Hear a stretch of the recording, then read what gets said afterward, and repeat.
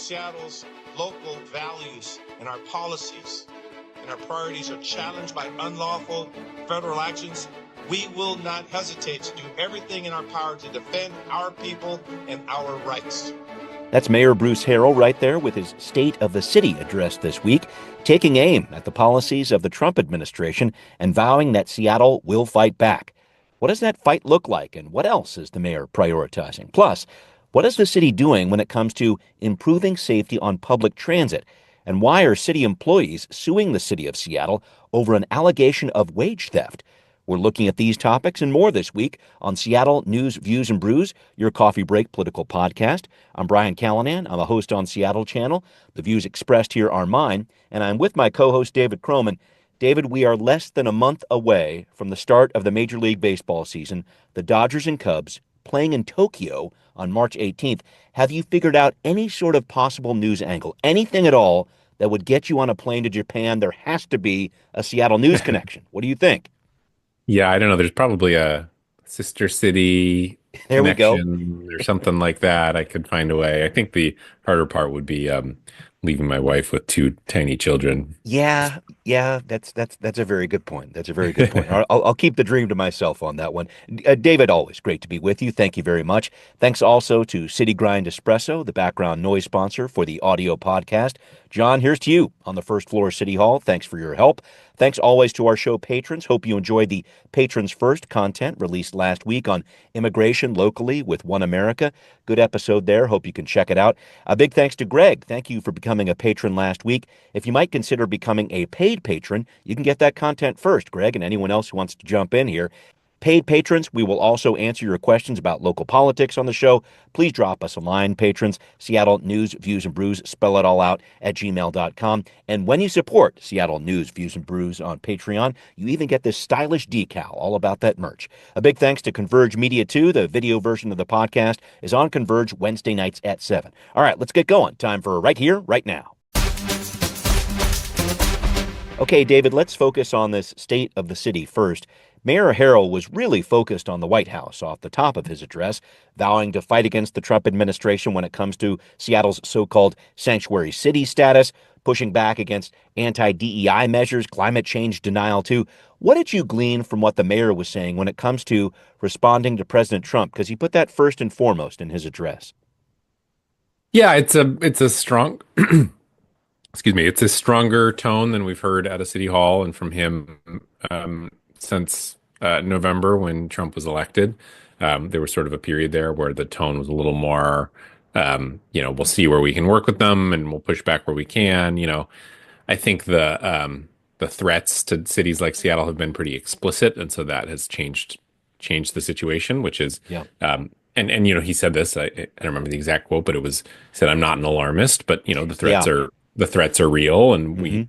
And I mean, the Trump administration has already gone after, Chicago, I think, Illinois around sanctuary policy. So, it's not only is it possible, but almost at this point feels likely that there will be some confrontation between Seattle and the federal government at some point. And so I think his speech, there's that period between the election and inauguration when I think maybe people were holding out hope that it would be quiet on that front. And it seems pretty clear it's not going to be. And I think his speech reflected that.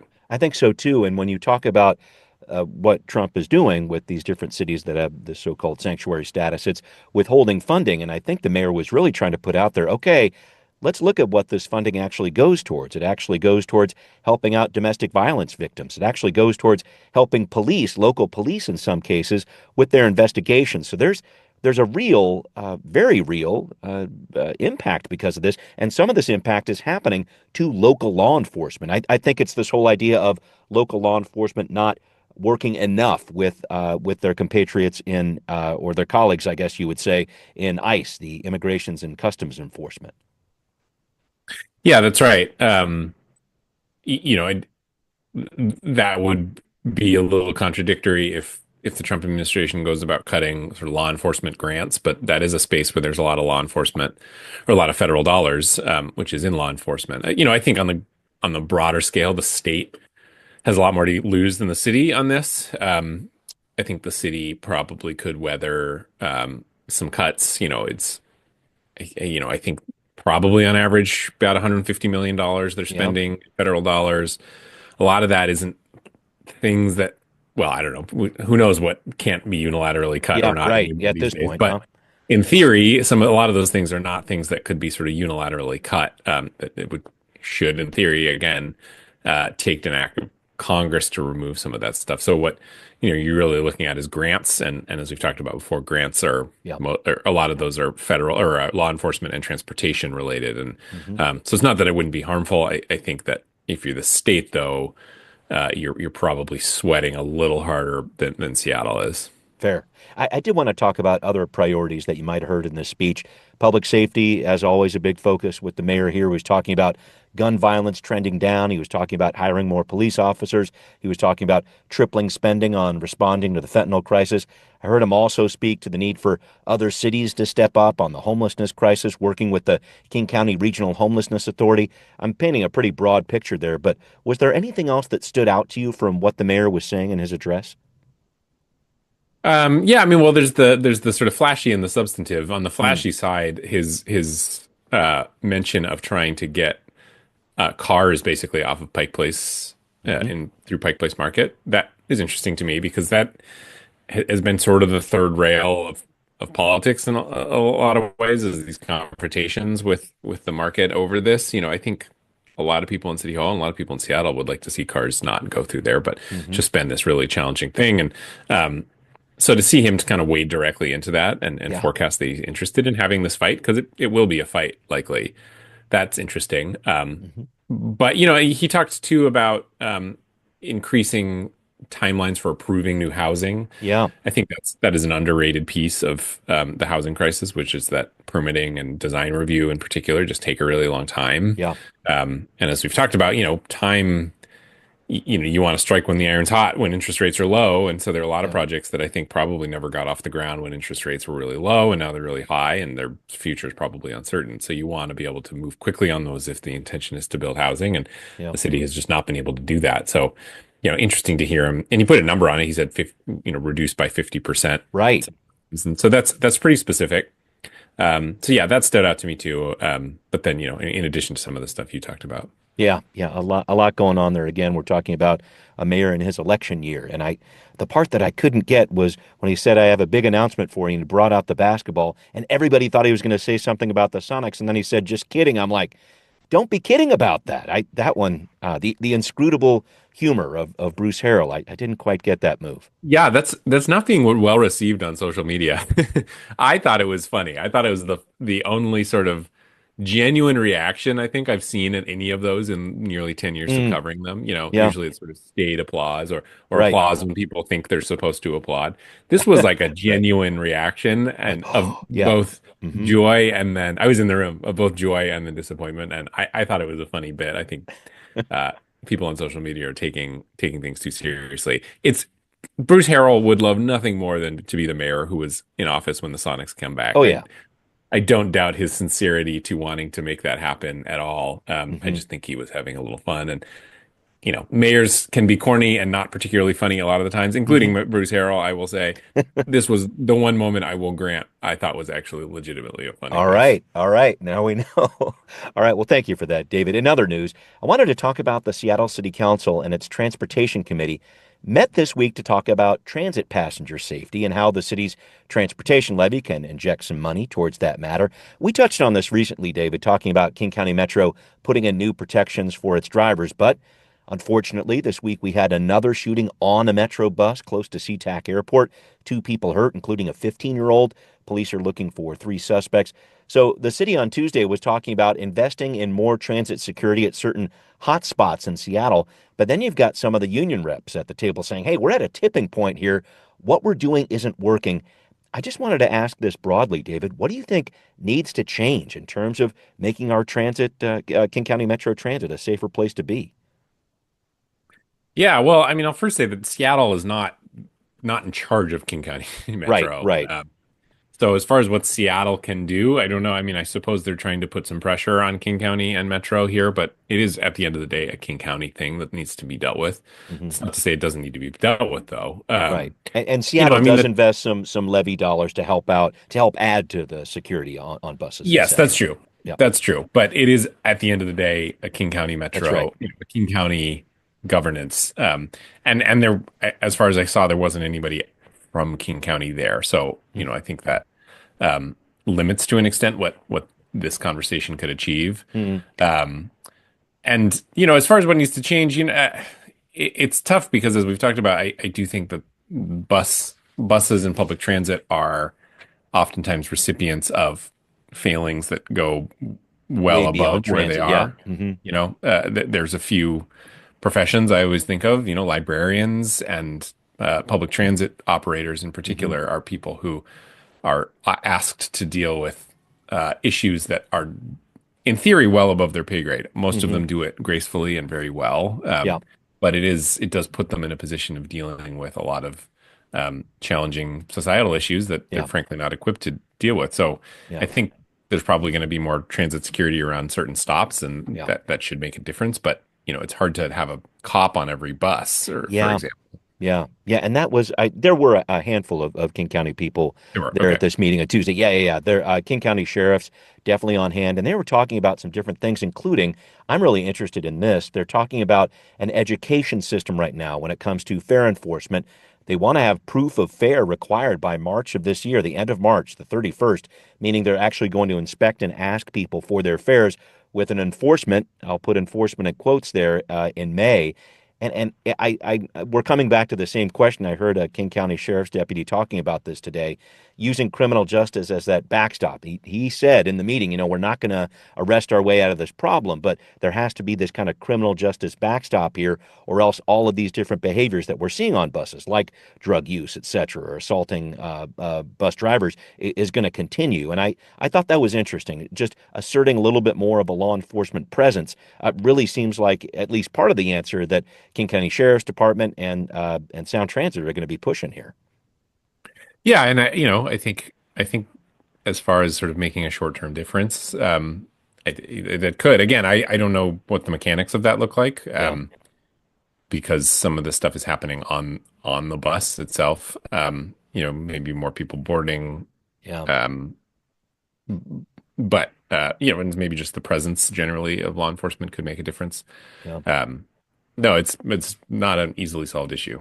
No, no, and the part you brought up just about the fact that there are so many other contributing factors here when it comes to safety on our buses. But this is something that the city of Seattle is very interested in. The transportation levy includes $9 million for transit passenger safety. There's some investments going into buses. There's some investments going into streetcars as well. I know $1 million a year doesn't go as far as it used to, but I'm interested to see where that goes as well. All right, well, up next, a number of city employees are saying the city of Seattle's new-ish payment system has created a situation that amounts to what they're calling wage theft. Hear what's happening and who's behind this action we're talking about here. You can learn more coming up on Now Hear This.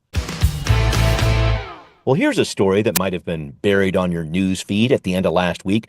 Three City of Seattle employees have proposed a class action lawsuit against their employer.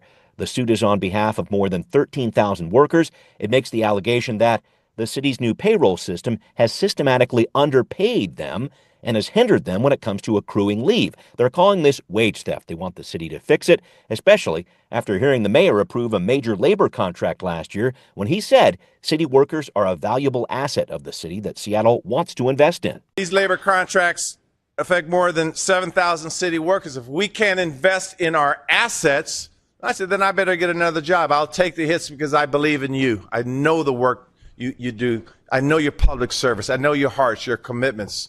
So this case was filed by workers from Seattle Public Utilities, the Seattle Fire Department, and the Seattle Police Department. Workers want the city to fix the payroll system. They want a full accounting of what's owed.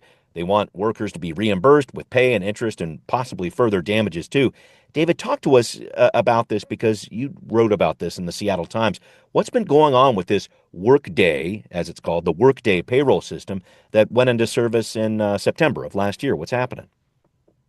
Yeah, I mean, it seems like it had some issues. It rolled out in September. In the October payroll, the city received something like 1,000 complaints. Mm, There were reports of some employees receiving paychecks of zero that said mm, no dollars on it. Um, and so, I mean, this was a big I mean, it just on its surface seems like kind of a cluster when it came through. The city is saying that they have addressed most of the most serious issues, which is to me served as sort of an acknowledgement that there were serious issues Yeah, with it, right. and that they're still sort of trying to perfect it. But I mean, if people are saying that they're still been underpaid or paid too late, and that shouldn't be acceptable. And so it'll be interesting to see whether the judge, a judge, I don't know if he even has a judge yet, but Yeah. grants the class action status here. That would be fairly impactful to the city broadly because, Yeah. I mean, they're framing this not just as a suit on their behalf, but basically on behalf of anyone who's worked for the city since September, which is a lot of people. And Yeah. if it's true that I saw one allegation that someone was owed $20,000 or something like that. I Oh, mean, if wow. you can multiply that by if that's at all true over the course of a lot of employees, then and the judge does grant interest or damages, then that could end up being a lot of money. But I don't know where it goes. Yeah, I did want to ask about this because you wrote about this in the Times that the trial date has been set for February of next year, as I see it. Is this a situation where the two sides, I imagine, are going to try to work towards some sort of settlement before that, or do you have any inkling about where this might be going? No, I mean, except for that, that's how they usually end up Yeah, going. right. There was a class action. I think it was approved class action, or it was at least proposed around Seattle City Light's metering system Mm, and billing payments going kind of haywire. okay. That was like felt even more complicated and a little more squishy to me in some ways. And the city settled that. I can't remember how much the money was, but Mm, they did settle that before it got to trial. And okay. most of these cases are settled mostly because on a case like this would be pretty large, and the time and resources to kind of gamble that the city can get out of it. When again, the city doesn't deny that there were issues here at the beginning. They may Right. kind of get in tit for tat about how much was actually lost, but the fact that it's clear there were issues, um, election year, you Yeah. want a case like this hanging over you. I don't know. Right. I'm not a betting man, but if I was, I would put my money on settlement just because that's how these things usually Yeah. go. Yeah. When you have that much runway, I would imagine the same thing happens. Thank you for that, David. I did want to talk about something we discussed last week because, as you predicted, the margin of approval for the social housing funding measure, Prop 1A, has only grown over the past several days. Some of the most recent numbers I've been seeing show a 62 to 38% difference compared between the 1A version and then the 1B version that was promoted by the city and the Chamber of Commerce. You wrote about this, which I thought was very wise from a what's next perspective. And I want to get your take here from collecting a whole new payroll tax on people making more than $1 million to figuring out what to build with that money. There are a lot of different question marks here. What does happen next? Yeah, it's I mean the biggest and in some ways most salient concern from opponents this is a lot of money. I mean, $50 million is a lot of money and or a For a year. new And organization that hasn't found its feet yet completely. Yeah. for a brand new organization, they have a CEO, but that's it. They don't have a CFO. They don't have, someone on staff just to do tech or whatever it might be. And so Mhm. the question is, how do you put this to work pretty quickly? That I think Roberto Jimenez, the CEO of the body, is quite qualified. He's from Sacramento. He has managed large portfolios of affordable housing before, but it is a space that is undefined. So the question is, does the housing developer go straight into trying to build stuff? We know how complicated and expensive that can be. I think that on its surface, the thought was they could just, buy some buildings and turn that into Mhm. social housing pretty quickly. But Jimenez cautioned me that that's also not as easy as it sounds Mm, because a lot of these buildings are in kind of a state of disrepair. If you buy it, some of them are probably out of code. You would need to bring them up to code. right. And then, the big one is a lot of, they have people living in it. So do Yeah. you want to be the Right. social housing developer that evicts people in order to Sure. provide housing for working class people? Right. That's kind of challenging too. So, Mm, as far as how you actually bring housing online quickly, which I think people will want to see because they just approved $50 million a year, is sort of a question mark. He raised the possibility of, we talked about development taking too long, of real estate deals that have stalled. I thought that Mm. was interesting. So Oh, and maybe maybe, move in there and try to work on yeah, those properties? exactly. Interesting, huh? So anywhere between, maybe somebody bought a plot of land, they have their permitting, and then they gave up on the project because it got too expensive. Social housing developer maybe comes in there, kind of picks up where they left off and finishes it. Sort of best case scenario, you have construction already under the way, but something has gone wrong with the project. The social housing developer could bring the money and finish that project. Hmm. I thought that was interesting. He made it sound like it's a thing that's been done before in Massachusetts, but not so much on the West Coast. So, um, but I will say this is what the opponents were saying, which is these are questions that should have been answered before we passed Mm. this tax. And so I think it's fair to say to question, how quickly we can get some of this housing online. Yeah, yeah, no, that's very true. That whole idea of how to collect the dollars, is that still a moving target too? Because this is going to be something new for the city, and I think the city itself is going to have to figure out some new collection matters here. I know they have the jumpstart tax already. We do have a payroll tax in place, but this is a little bit different. Any thoughts about that? How the money is actually going to be collected? Yeah, I don't know. I mean, again, yeah, I think you're right. I think it would be through some of the same mechanisms as Jumpstart. The thing is, and my colleague Danny Westneat pointed this out, is Jumpstart works well because, despite all the doom and gloom Hmm. predictions about it, it is really hard for Amazon to move its operations fully outside of Seattle. It's really hard for Right. any company to do that, and so we just haven't really seen it. When you're talking about taxing, you're not taxing individuals, you're still taxing the companies, but it's Hmm. based on what they're paying to individuals within their company. So Yeah. I do think it will be an interesting thing to see if Amazon, for example, says, okay, management who makes $1 million a Yeah. year, your offices are now in Bellevue. I mean, that Yeah. would be easier Hmm. to do than it would be to move their entire operation. So Yeah. the $50 million prediction, I think we don't know how Yeah. accurate that's going to be. On the other hand, capital gains and some of these other income-based tax have turned out to be, and Jumpstart, for example, have Yeah. turned out to be way more lucrative than they were expecting. So Yep. it's going to be, I wouldn't hazard a guess as to what the final number that they're going to collect will actually end up being. Yeah, that's a moving target as well. I do want to ask one last question about this. How awkward is it going to be for city leaders to reckon with this measure after watching the city-sponsored option on this get so thoroughly annihilated at the ballot box? What do you think about that? Yeah, I mean, the money's coming in, so they should Yeah. they should do something about it.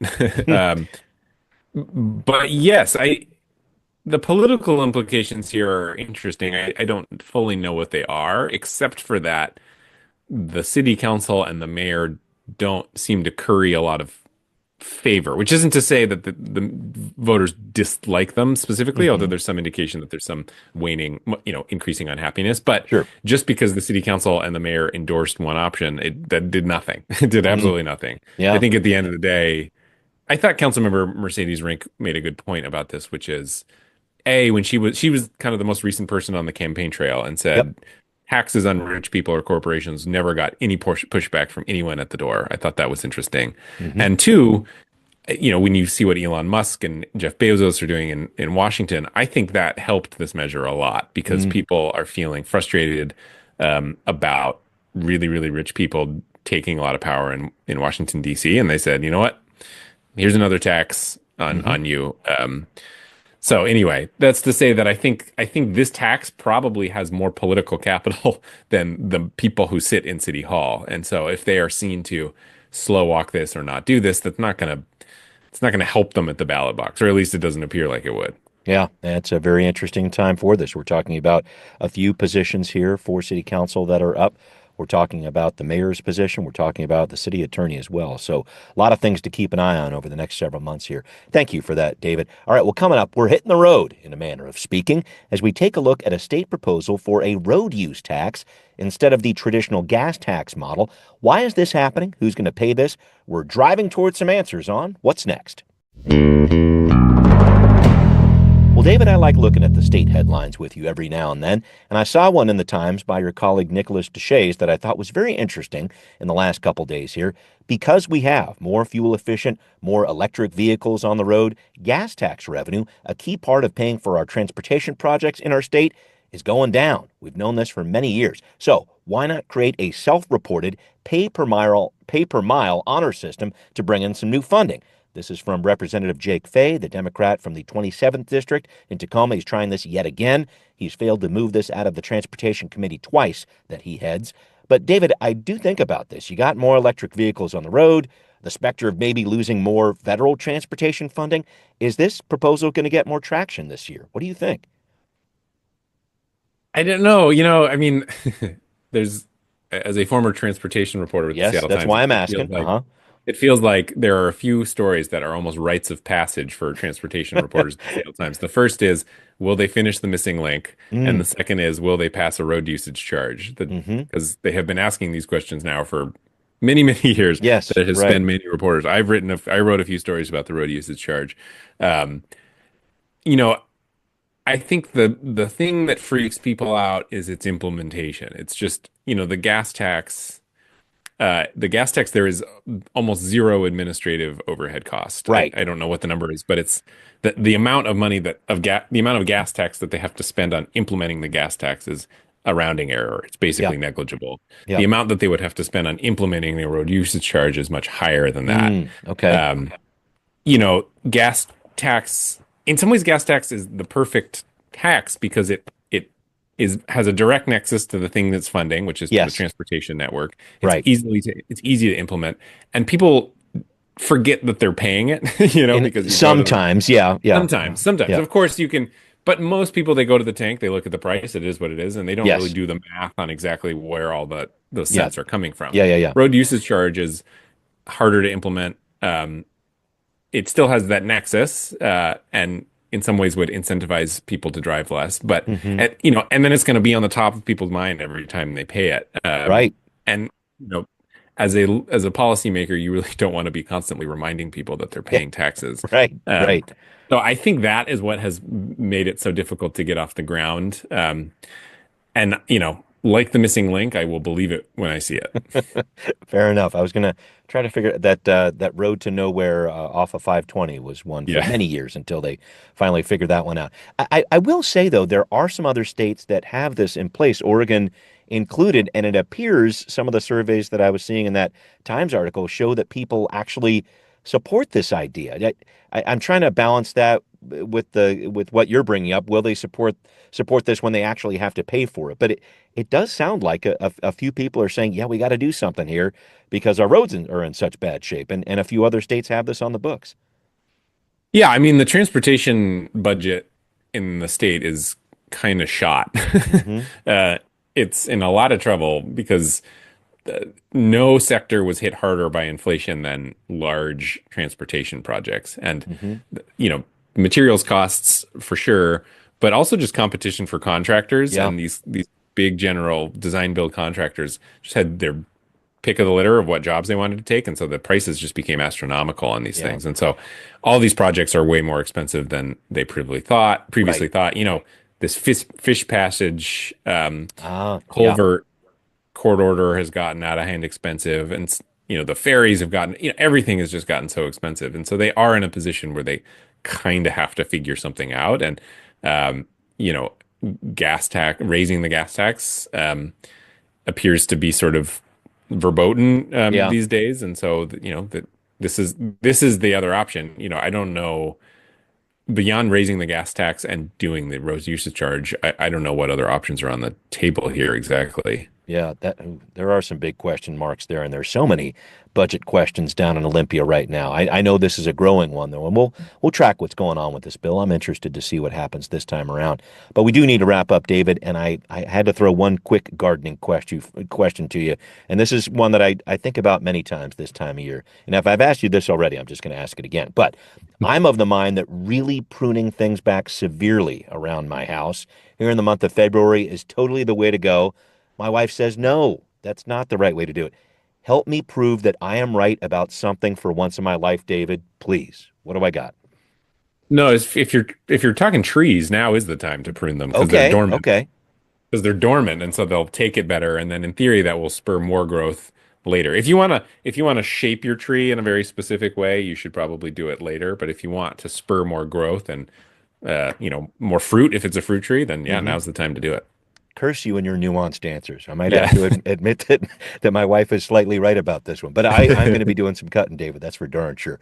Thanks, man. I always appreciate talking with you. Thank you, David. Thanks to everybody listening to Seattle News, Views, and Brews, where you can always find out what's brewing in local politics. Thanks again to patrons who support the show. If you are not a patron, please do support the show for just $5 a month.